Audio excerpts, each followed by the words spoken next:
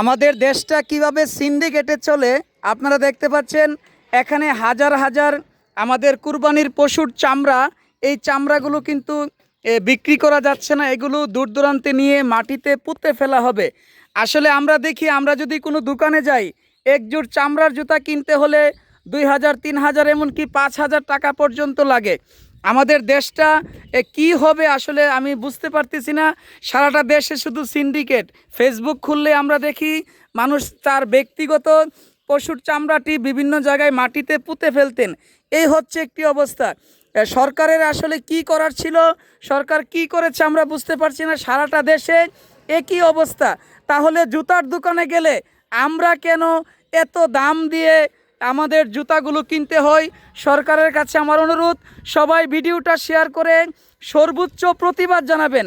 কেন এই চামড়া সিন্ডিকেট, কেন আমরা চামড়া বিক্রি করতে পারতেছি না? আমরা দেখেছি অনেক যারা কুরবানি দিয়েছেন তারা চামড়াও দিয়েছেন এবং তাদেরকে সহযোগিতা করছেন এই চামড়া দূর দূরান্ত নিয়ে পুঁতে ফেলার জন্য।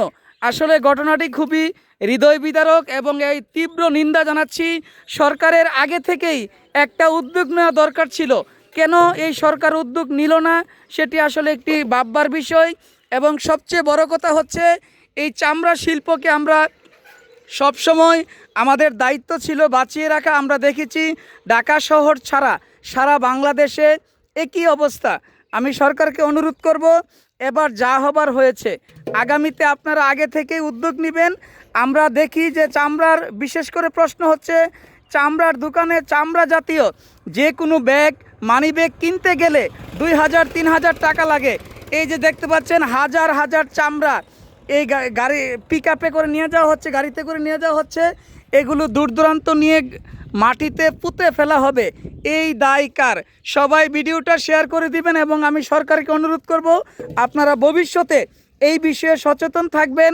চামড়ার বিষয়ে সবাই সচেতন থাকবেন, ভিডিওটা শেয়ার করে দিবেন। আসলে একটি হৃদয় বিদারক ঘটনা আমি মনে করি।